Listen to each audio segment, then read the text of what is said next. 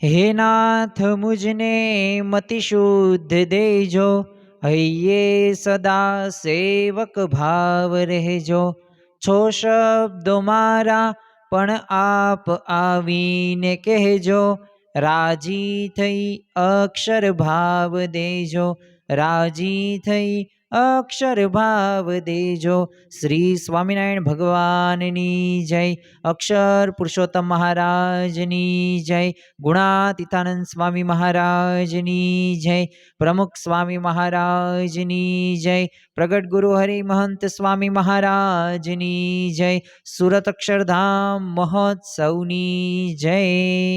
દરેક દિવ્ય હરિભક્તોને આજના એ જયા એકાદશીના ભાવભર્યા જય સ્વામી નારાયણ।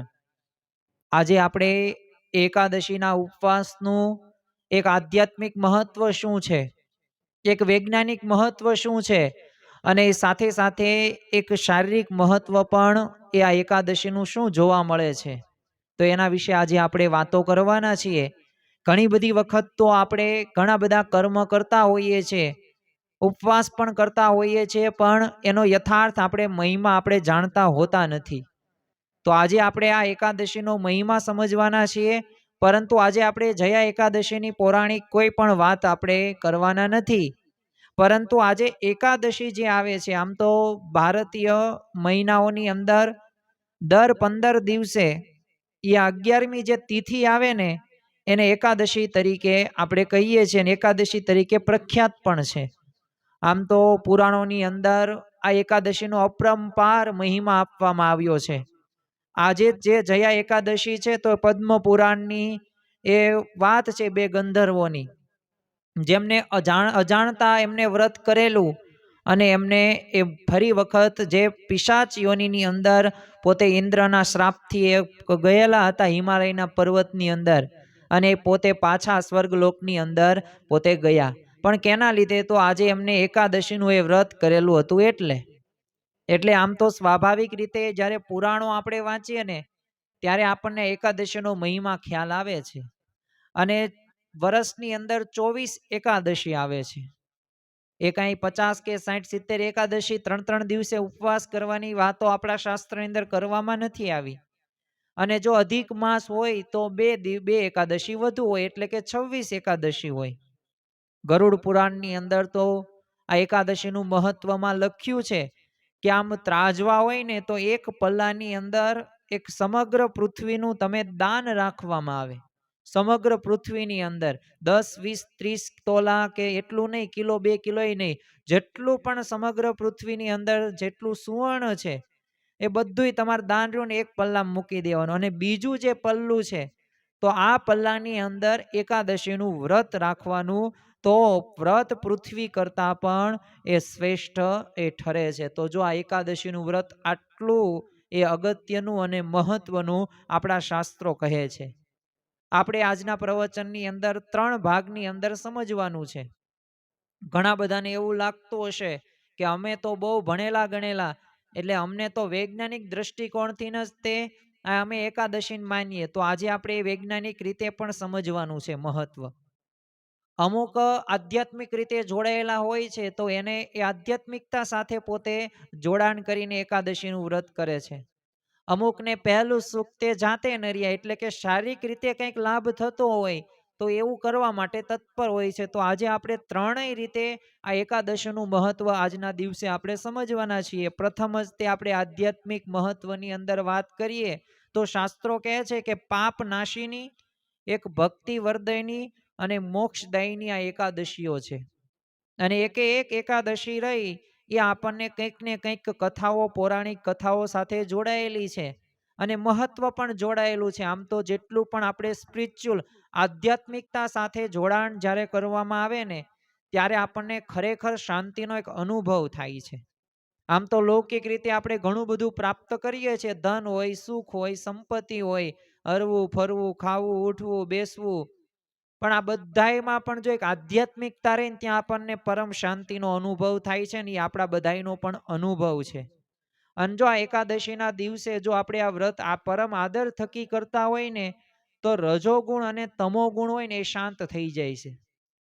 અને આ રજોગુણ, તમોગુણ અને જે એક સત્વગુણ છે, તો એમાંથી આ રજોગુણ અને જે તમોગુણ છે ને, એ ક્રોધ હોય, લોભ હોય, કામ હોય, માન હોય, ઈર્ષા હોય, હઠ હોય, આ બધાય તે આ દુર્ગુણો અહીંથી આ બંનેમાંથી જન્મે છે.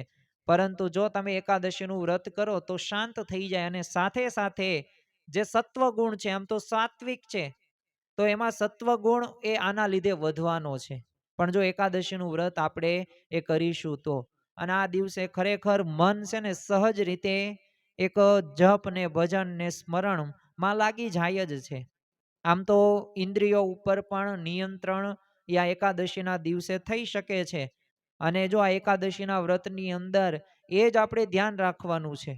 5 જ્ઞાનેન્દ્રિયો આપી છે, 5 કર્મેન્દ્રિયો આપી છે, અને 11મું આપણું મન આપ્યું છે. અને એના લીધે જ તે એકાદશી નામ પડ્યું છે. પરંતુ એક વાત યાદ રાખવી કે આપણને જે ઇન્દ્રિયો આપવામાં આવી છે, તો એ ભગવાન સંબંધી જ ક્રિયાઓ આજના દિવસે કરવાની છે, તો યથાર્થ રીતે આપણને લાભ થતો જોવા મળે છે. અને એ જ એક સાચું બ્રહ્મચર્યનું પણ એક સૂત્ર ગણી શકાય કે ઇન્દ્રિયો ઉપર આપણું નિયંત્રણ. અને જો આપણે નિયમિત રીતે એકાદશી કરતા હોય ને, તો ભક્તિમાં પણ એક સ્થિરતા આવે છે અને વૈરાગ્યની અંદર પણ વૃદ્ધિ થાય છે. અને ખરા અર્થની અંદર તો ભક્તિ અને વૈરાગ્ય હોય ને તો જ્ઞાન પણ આવે ને ધર્મ પણ આવે છે. પરંતુ જો ભક્તિ અને વૈરાગ્ય જો જેના જીવનમાં નથી હોતું, તો એ પોતે એવી આધ્યાત્મિક એવી ઉચ્ચ સ્થિતિ સુધી, એક પરાકાષ્ઠા સુધી પહોંચી શકતા નથી. આમ તો સંતો પણ ઘણી બધી વખત આપણને કહે છે કે એક દિવસ છે ને અન્નનો ત્યાગ, પરંતુ છે ને અહંકારનો પણ એ ત્યાગ થવો જોઈએ. એટલે આજના દિવસે એ આપણને જો અંતઃકરણના શત્રુઓ અમુક છે, પંચ વિષયો પ્રત્યેની આસક્તિ છે, આપણામાં રહેલા એ સ્વભાવો છે, તો આ સ્વભાવોમાંથી પણ આપણે મુક્તિ મેળવવાની છે ને જે અહંકાર છે. આમ તો દરેકના પ્રશ્નનું જો કોઈ મૂળ હોય ને તો એ માન છે, અને એ અહંકારથી આવે છે. તમે જો દુર્યોધન મહાભારતનું જે યુદ્ધ થયું, તો એમાં કાંઈ દુર્યોધન જવાબદાર નથી, પણ દુર્યોધનમાં રહેલું જે માન છે ને અહંકાર છે, એ રાવણમાં રહેલો અહંકાર, એ કંસમાં રહેલો અહંકાર, એ હિરણ્યકશિપુમાં રહેલો અહંકાર, એ વાલીના જીવનની અંદર રહેલો અહંકાર, એ જે વિનાશનું પતનને મૂળ કારણ બન્યું છે. અને આજે તમે જો માણસ કેટલો અહંકારી હોય છે, ઈગો વાળો જોવા મળે છે. આજે કોઈને કંઈ કહેવાતું નથી. તો આ એક શું દર્શાવે છે કે હજી કોઈ રાવણ કે દુર્યોધન મૃત્યુ પામ્યા નથી. આપણામાં પણ એ રાવણ કે કુંભકર્ણ કે એવા વાલી જેવા પણ ગુણો છે. આમ કહેવાય સ્વાભાવિક રીતે ગુણો આપણે પણ છેલ્લે અંતે તો દુર્ગુણો જ છે.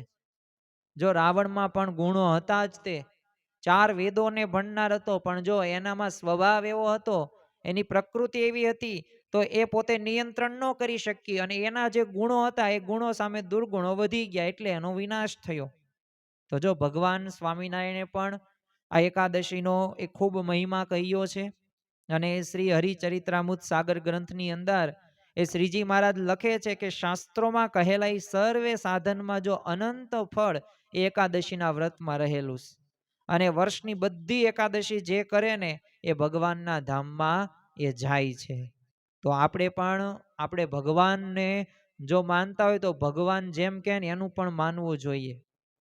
આજ આપણે તો જ ખરા અર્થની અંદર આપણે એ સાચા શિષ્ય કહેવાય. ઘણી બધી વખત આપણે ભગવાનને માનીએ છીએ પણ ભગવાનનું નથી માનતા. આ એક મોટો પ્રશ્ન છે. આપણે ગુરુને માનીએ છીએ પણ ગુરુનું નથી માનતા.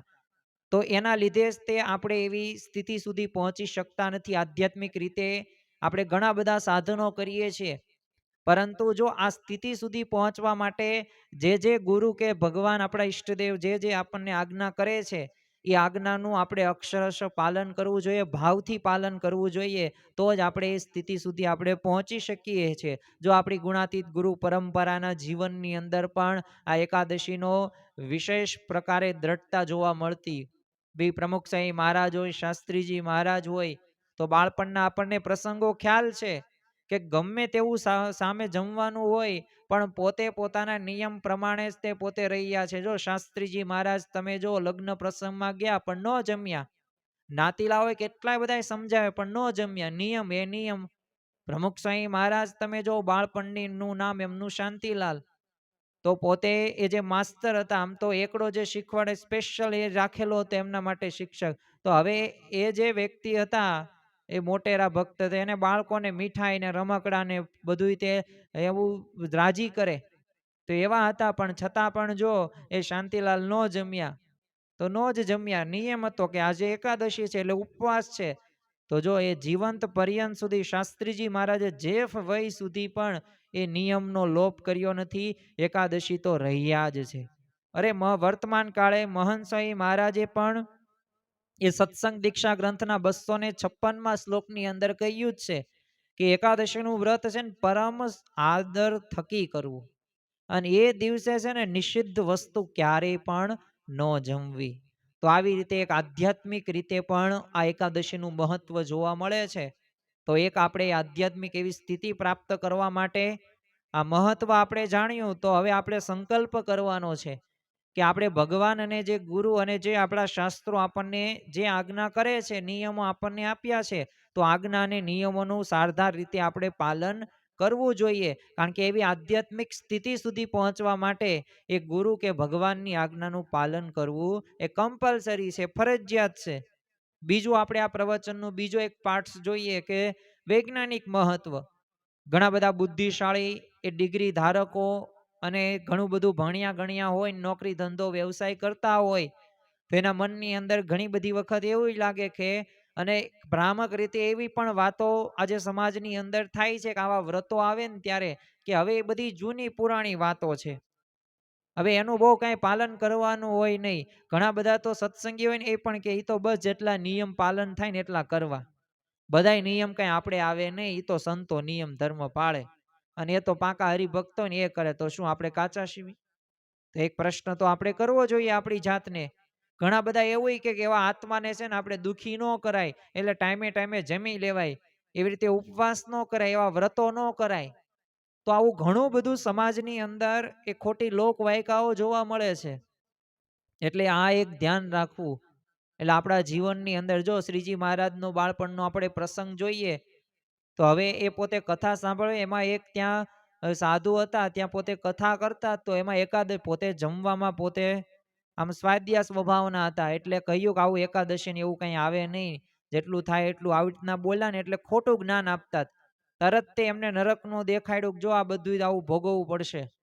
પછી એમને સુધારો એ કરી નાખ્યો. તો જો ઘનશ્યામ પ્રભુએ બાળપણથી જ તે એ પ્રકારે નિયમ ધર્મમાં પોતે વિશેષ દ્રઢતા ધરાવતા હતા, અને બીજાને પણ એ પોતે કઈ રીતે નિયમ ધર્મનું પાલન થાય એ સમજાવતા હતા.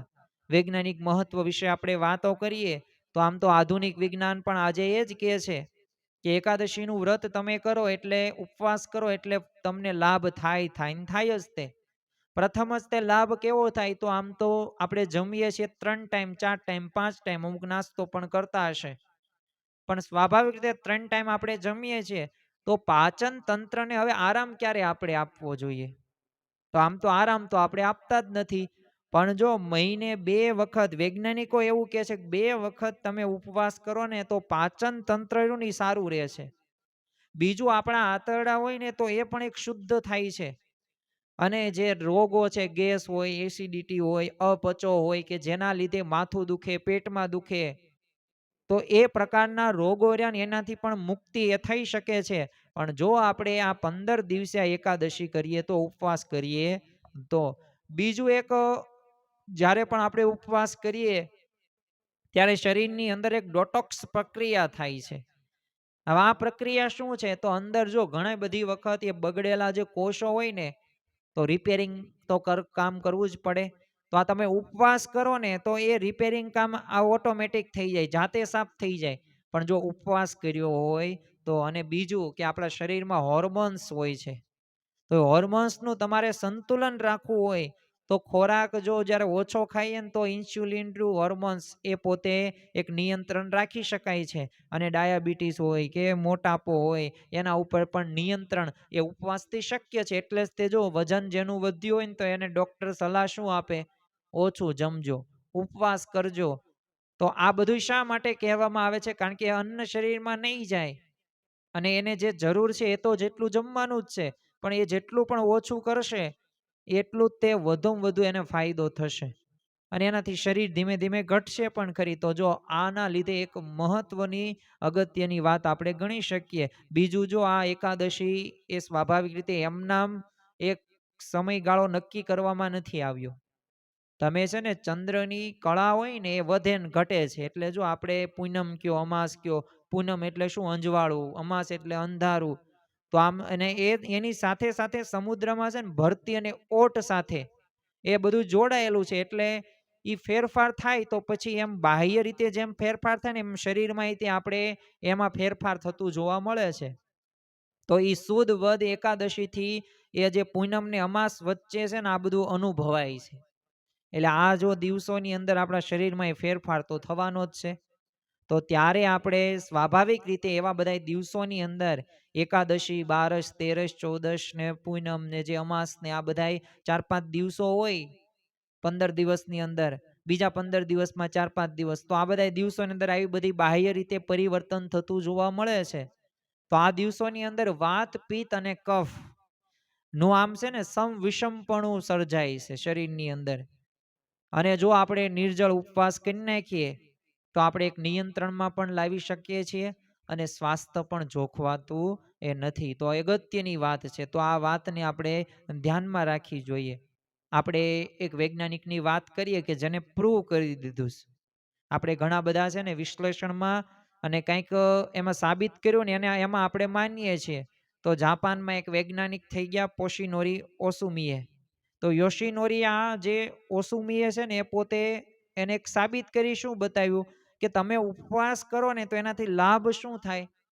તો જેમ આપણે હમણાં વાત કરી હતી, ખરાબ કોષો હોય ને એ ખરાબ કોષો એનો નિકાલ થઈ જાય અને નવા કોષો એનું નિર્માણની પ્રક્રિયા ઉપવાસ દરમિયાન થાય છે. એટલે 15 દિવસે તમે ઉપવાસ કરો, મહિનામાં 2 વખત, એટલે આ પ્રક્રિયા થાય. અને પાછા સામાન્ય નથી. 2016ની અંદર એમને મેડિકલ ક્ષેત્રની અંદર નોબેલ પ્રાઇઝ પણ મળ્યો છે. એટલે કોઈ આ સામાન્ય વૈજ્ઞાનિક તો કહેવાય નહીં. તો જો યોશિનોરી ઓસુમીએ પોતે સાબિત કરીને બતાવ્યું કે ખરેખર તમે ઉપવાસ કરો અને એકાદશીનું વ્રત કરો તો એનાથી એ ફાયદો થાય છે, થાય છે અને થાય છે. આપણે ત્રીજું અને છેલ્લો અંત ભાગ આ પ્રવચનનો એ આપણે જોઈએ કે માનસિક થોડુંક મહત્વ પણ એ આ એકાદશીના વ્રતથી જોવા મળે છે. પ્રથમ જ તે તમે જો ઈચ્છાઓ ઉપર નિયંત્રણ આ એકાદશીના વ્રતથી એમ થાય છે. ગૌતમ બુદ્ધે જેમ કહ્યું, તૃષ્ણા પરમ દુઃખમ, એટલે કે ઈચ્છા એ માણસને દુઃખી કરે છે. પરંતુ જો સેલ્ફ કંટ્રોલ છે ને એ આપણને આવા એક નિર્ણય કે મારે આજે ખાવું નથી, મારે આજે ઉપવાસ કરવો છે, તો એક આ નિર્ણય રહ્યો ને મનને મજબૂત બનાવી દે છે. અને જેને મન જીત્યું એને જગ જીત્યું. કારણ કે એક નિયમમાં તમે રહ્યા અને સારધાર રીતે એકાદશીનું વ્રત કર્યું તો એના લીધે પાછળ જે તમે કામ કરવાના છો ને એમાં બધાયમાં એક મન મક્કમતાથી કામ કરશો. એટલે ખરેખર આ એક નિર્ણય રહ્યો ને એક માનસિક રીતે આપણને મજબૂત કરે છે. એટલે કે શારીરિક રીતે, એક આધ્યાત્મિક રીતે, એક વૈજ્ઞાનિક રીતે તો મહત્વ છે જ તે, પણ સાથે સાથે માનસિક રીતે પણ આ એકાદશીનું મહત્વ એ વિશેષ જોવા મળે છે. મનની શાંતિ મેળવી બહુ જરૂરી છે અને એના માટે આપણે પ્રયત્નો કરતા હોઈએ છીએ. તો જો આપણે હળવો ખોરાક કે ઉપવાસ કરીએ તો જે ચીડિયાપણું જે સ્વભાવ રહ્યો ને એ ઘટે છે અને એક વિચાર પણ સ્પષ્ટ થઈ જાય છે. ઘણી બધી વખત વિચારની સ્પષ્ટતા નથી હોતી, જેથી આપણા જીવનની અંદર શું કરવું ને શું ન કરવું, શું બોલવું શું ન બોલવું, શું જોવું શું ન જોવું, શું સાંભળવું અને શું ન સાંભળવું, આનો આપણને વિવેક રહેતો નથી. એ ઇન્દ્રિયો તરફનો જે સંયમ હોવો પડે, જે આપણે કેળવવાનો છે, શીખવાનો છે, એ આપણે શીખી કે સમજી શકતા નથી. પરંતુ જો તમે ઉપવાસ કરો ને તો આ પણ થઈ શકે છે. એક એકાગ્રતા પણ આ ઉપવાસથી વધે છે. જો અભ્યાસ તમે સારો કરો છો, વિદ્યાર્થી અવસ્થાની અંદર તો તમે જો શિષ્યો અવસ્થાથી આ એકાદશીનું વ્રત કરતા હોય તો ઘણો બધો લાભ થતો જોવા મળે છે. અરે ધ્યાન, આજે માણસને ધ્યાન નથી રહેતું, બે ધ્યાન પ્રકારે પોતે પ્રવૃત્તિ કરે છે, તો ઉપવાસના લીધે ધ્યાનમાં પણ એ પોતે આગળ વધી શકે છે અને નિર્ણય લેવામાં પણ એક મદદરૂપ આ ઉપવાસ કરે છે. એટલે સ્વાભાવિક રીતે તમને માનસિક રીતે તમને બહુ શાંતિ આપે છે આ એકાદશીના વ્રત અને ઉપવાસ. પણ જો આની એક સાચી પણ રીત છે અને આ સાચી રીત પ્રમાણે જો એકાદશી કરવામાં આવે ને તો લાભ થાય. શ્રીજી મહારાજે કહ્યું ઢોર લાંઘણ ન કરવું એકાદશીના દિવસે. ઢોર લાંઘણ એટલે શું? ઘણા બધા એકાદશી કરતા હોય છે, પણ પછી ફરાળ પણ એટલી બધી વિશિષ્ટતા પ્રકારે જોવા મળે છે. અત્યારે તમે જો ફરાળી મંચુરિયમ હોય, ફરાળી પીઝા હોય, તો આ બધું ફરાળી ફરાળી કરીને આપણે જે આડા દિવસે ન જમતા ને 3 ગણું એકાદશી દિવસે જમતા હોય.